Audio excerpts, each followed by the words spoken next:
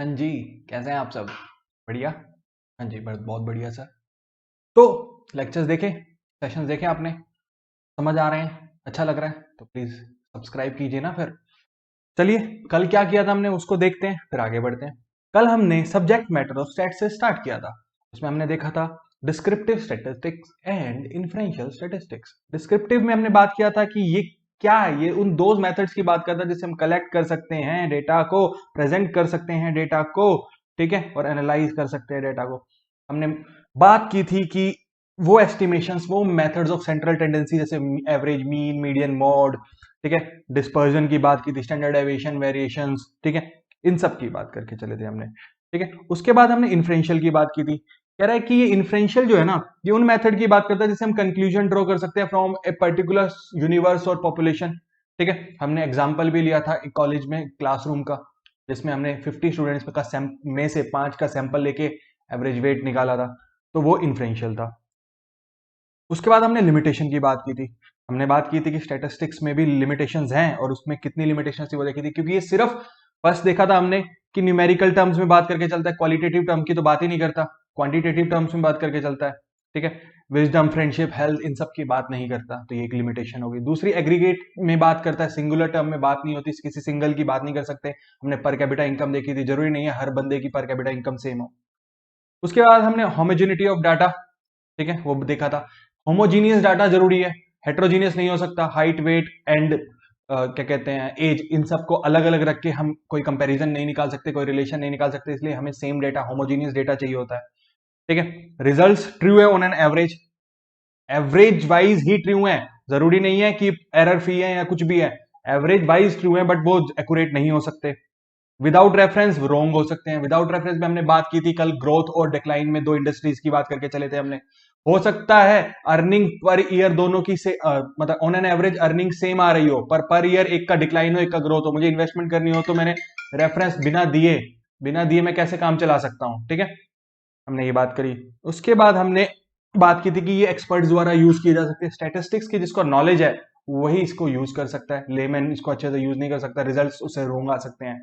ठीक है, prone to misuse, इसका मिसयूज हो सकता है। हमने क्लेमैन की बात की थी कि एक पर्सन है, क्लेमैन है, उसके पास क्ले है, तो वो डिपेंड करता है उसके उस टाइम के परसेप्शन की, माइंड की। अगर उसको नॉलेज है तो वो गॉड की तरफ जाएगा, अदरवाइज वो डेविल की तरफ भी जा सकता है। ये सब हमने बातें की थी। तो आज इंडीड एक बहुत इंपॉर्टेंट क्लास फिर से, and last class of this chapter. ठीक है, last session of this chapter. इसमें हम सबसे इंपॉर्टेंट बात करने वाले हैं function and importance of statistics. Functions and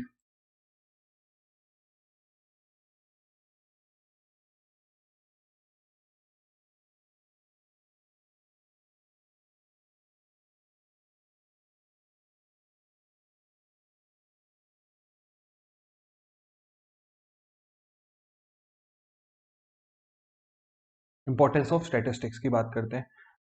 हमारे एक प्रोफेसर टिप्पेट हुए थे जिसमें कि इनकी हमने पहले भी एक डेफिनेशन देखी थी। उन्होंने कहा कि एक दिन ऐसा आएगा, आ सकता है कि डिपार्टमेंट ऑफ इकोनॉमिक्स, है ना, वो क्या हो जाए, वर्कशॉप्स में कन्वर्ट हो जाए स्टैटिस्टिक्स की। जैसे कि फिजिकल यानी फिजिक्स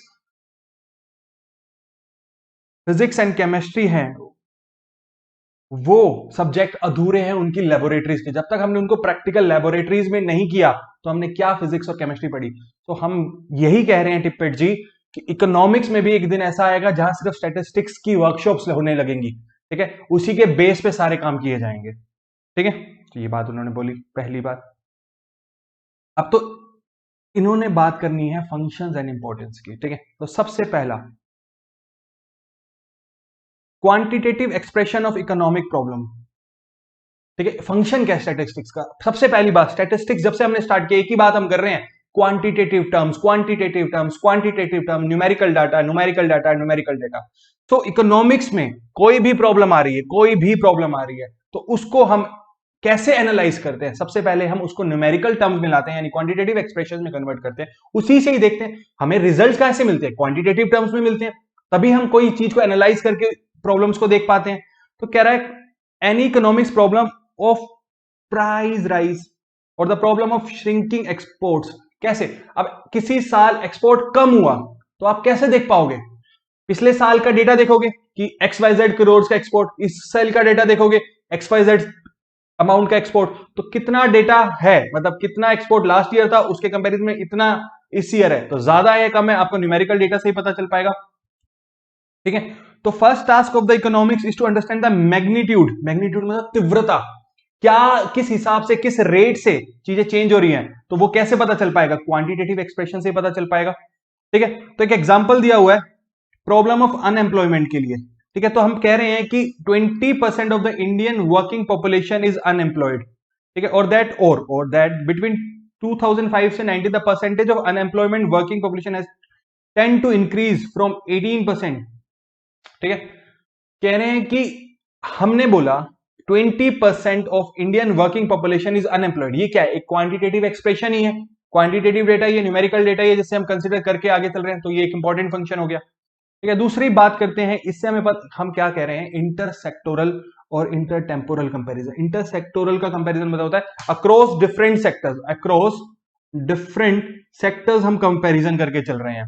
ठीक है, अनएम्प्लॉयमेंट का कह रहे हैं thus analysis the problem of unemployment, the economics would like to know the magnitude of the unemployment across the rural and urban sector, कि कितना अनएम्प्लॉयमेंट है रूरल सेक्टर में और अर्बन सेक्टर में, ये कैसे पता चल रहा है, इंटरसेक्टोरल कंपैरिजन से। ठीक है, बट कह रहा है कि इंटरटेम्पोरल में क्या बात करते हैं हम, चेंज इन मैग्नीट्यूड की बात करते हैं, change in magnitude over the time, कि एक रूरल सेक्टर में लास्ट डिकेड में कितना अनएम्प्लॉयमेंट था और इस डिकेड में कितना एम्प्लॉयमेंट है, क्या चेंज हुआ, क्या रेट से चेंज हुआ, वो हो गया इंटरटेम्पोरल। ठीक है, आई बात समझ में, चलो फिर कह रहा है उसके बाद अगला इंपॉर्टेंट फंक्शन है working out cause and effect relationship. इससे हम पहले पता करते हैं कि क्या कोज है, क्या रीजंस रहे हैं कोई भी चीज गलत होने के, डिक्लाइन होने के। ठीक है, और उसका इफेक्ट क्या होगा, तो economics try to find out the cause and effect relationship between different set of data, जिससे क्या पता चलता है कि this enables them to attempt an effective diagnose. अब पता चलता है कि एक्चुअली में प्रॉब्लम क्या है, डायग्नोस करके ही तो बता पाएंगे कि प्रॉब्लम क्या है और उसके अकॉर्डिंग हम रेमेडीज दे पाएंगे। आई बात समझ में। अब कह रहा है Now there are statistical studies if the economics come to know that it is because of decline in demand, किसी चीज की डिमांड की वजह से डिक्लाइन हुआ है, that investment in the economy has tend to shrink, किसी प्रोडक्ट की डिमांड कम हुई इसकी वजह से इन्वेस्टमेंट कम हुई है, तो वो गवर्नमेंट को सजेस्ट कर पाएंगे टू अडॉप्ट सच मेजर्स जिससे इंक्रीज की जा सके डिमांड इन द इकोनॉमी। आई बात समझ में। तो पहले कोज की क्या प्रॉब्लम आई, फिर उसका क्या इफेक्ट हो रहा है, फिर उसके अकॉर्डिंग हम रेमेडीज देके चलते हैं। उसके बाद कंस्ट्रक्शन ऑफ इकोनॉमिक थ्योरीज, इसी के अकॉर्डिंग इकोनॉमिक्स थ्योरीज बनती है। ठीक है, अब एक बात बताओ, एग्जांपल ले लेते हैं, यहां पे एक प्रोडक्ट लिया हमने एक प्रोडक्ट को उठाया, प्रोडक्ट ए, उसका प्राइस ₹10 रखा तो उसकी 100 यूनिट्स की सेल थी, ₹9 हुआ तो 120 हो गई, ₹8 हुआ तो 150 हो गई। इसका मतलब क्या है कि जैसे जैसे किसी प्रोडक्ट का प्राइस कम होगा उसकी डिमांड ज्यादा होगी, तो क्या है, ये इनवर्स रिलेशनशिप है। तो अब इसी के अकॉर्डिंग थियरीज बनाई जाती हैं। अब ये देखो न्यूमेरिकल डेटा ही था। ठीक है, लोगों ने क्या देखा कि जैसे जैसे प्राइस कम हो रहा है, इकोनॉमिक्स ने क्या देखा, प्राइस कम हो रहा है तो यूनिट्स यानी डिमांड ज्यादा हो रही है, तो क्या है, इनवर्स रिलेशनशिप है। तो ये क्या हुआ, एक इकोनॉमिक थियरी बन के आया। आई बात समझ में। उसके बाद इकोनॉमिक्स फोरकास्टिंग, ये हेल्प करता है हमें फोरकास्टिंग में। फोरकास्टिंग का मतलब ये नहीं है कि एस्ट्रोलॉजिकल प्रिडिक्शंस के बारे में बात करेगा। ठीक है, इसका मतलब है कि हम असरटेन कर सकते हैं, असेस कर सकते हैं सर्टेन इवेंट्स, ठीक है, जो इकोनॉमिकली सिग्निफिकेंस रखते हैं, इकोनॉमिक सिग्निफिकेंस रखते हैं। जैसे प्राइस लेवल का हम बिहेवियर देख सकते हैं कि किसी भी प्रोडक्ट का प्राइस लेवल लास्ट ईयर्स में कैसा चला, जिससे हम स्टैटिस्टिकल फोरकास्टिंग कर सकते हैं about the trend and pattern की प्राइस लेवल नियर फ्यूचर में क्या जा सकता है, किसी भी शेयर का हम एस्टिमेट कर सकते हैं। तो ऐसे ही फोरकास्टिंग की जाती है, उसी के अकॉर्डिंग फिर पॉलिसीज बना ली जाती हैं। तो हमारे फाइनेंस मिनिस्टर उसी के अकॉर्डिंग डिसाइड करते हैं कि टैक्स का रेट बढ़ाना चाहिए, कम करना चाहिए, सामने वालों का मतलब पर्संस का यानी हम लोगों का, इंडिविजुअल्स का रेवेन्यू हम कितना पे कर सकते हैं टैक्स, तो उसके according tax paying capacity check करते हैं। ठीक है, तो कितना रेवेन्यू चाहिए होता गवर्नमेंट को वो चेक करते हैं, उसके अकॉर्डिंग फिक्स किया जाता है maximum possible discomfort to the people, की कितने लोग हम लोगों को। अब एक बात, टैक्स कौन देना चाहता है अपनी अर्निंग में से, नहीं देना चाहता ना, तो वो क्या है, एक डिस्कंफर्ट है, बट गवर्नमेंट ये चेक करती है कि हम कितना डिस्कंफर्ट दे सकते हैं to the people of India, उसके अकॉर्डिंग टैक्स रेट डिसाइड कर सकते हैं। उसके बाद बात करता है इकोनॉमिक इक्विलिब्रियम की। इसका मतलब क्या है, कह रहे balance, balance between producer and consumer, कि प्रोड्यूसर का प्रॉफिट ज्यादा हो सके, वो ज्यादा से ज्यादा प्रॉफिट कमा सके, और कंज्यूमर कम प्राइस में मैक्सिमम सेटिस्फेक्शन ले सके। ठीक है, तो ये चीजें क्या है, इकोनॉमिक इक्विलिब्रियम है। इन सब चीजों से हमें क्या पता चलता है, हमने अभी तक क्या देखा, हमने देखा आज फंक्शंस।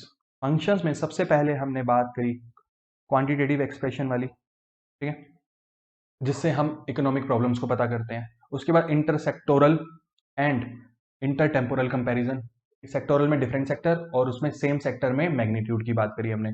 उसके बाद कॉज एंड इफेक्ट की क्या प्रॉब्लम है, उससे क्या इफेक्ट हो रहा है और उसकी क्या रेमेडीज ला सकते हैं। फिर कंस्ट्रक्शन ऑफ इकोनॉमिक थ्योरी से थ्योरीज की बात करती है, एग्जांपल लिया हमने डिमांड एंड प्राइस वाला। उसके बाद फोरकास्टिंग, इकोनॉमिक फोरकास्टिंग, हम फोरकास्ट कर सकते हैं कि आगे आने वाले में क्या प्राइस लेवल रह सकता है। ठीक है, उसके बाद हमने पॉलिसीज की बात की कि कैसे पॉलिसीज ड्राफ्ट कर सकती है गवर्नमेंट। ठीक है, फाइनेंस मिनिस्टर हमारे पॉलिसीज कैसे निकाल सकते हैं, उसी के बेस पे, फोरकास्टिंग के बेस पे पॉलिसीज बनती हैं। फोरकास्ट करने के बाद ही पॉलिसीज बनाई जाती है, फाइनेंस मिनिस्टर भी यही चीजें देखते हैं। ठीक है, कितने गवर्नमेंट को टैक्स की जरूरत है, कितना सामने वाला पे कर सकता है, कितना डिस्कम्फर्ट हम उनको देके चल सकते हैं। ठीक है, उसके बाद इकोनॉमिक इक्विलिब्रियम, प्रोड्यूसर का प्रॉफिट ज्यादा हो, कंज्यूमर का कम पैसा जाए, कम से कम पैसा देके मैक्सिमम सेटिस्फेक्शन कैसे मिल सकता है। These are the functions of statistics, and इसी के साथ आपका चैप्टर 1 भी कंप्लीट होता है। अब नेक्स्ट सेशन में मैं पूरे चैप्टर का एक 15 से 20 मिनट का वीडियो बनाऊंगा, पूरे समरी का, ताकि आप जब सारे सेशन देख लेंगे चैप्टर वाइज, तो हम एक समराइज वे में एग्जाम ओरिएंटेड काम कर सके कि हमें क्या क्या है, क्या क्या पढ़ना था, हमने क्या क्या पढ़ा। तो 15 से 20 मिनट या 25 मिनट में हमारा पूरा चैप्टर कैसे कवर हो सकता है, इसका वीडियो मैं अपलोड कर दूंगा इसके बाद। ठीक है, तो पहले आप एक एक करके सेशन देखिए, अंडरस्टैंडिंग लीजिए, फिर उसके बाद रिवीजन पर्सपेक्टिव से आपको समरी भी मिल जाएगी।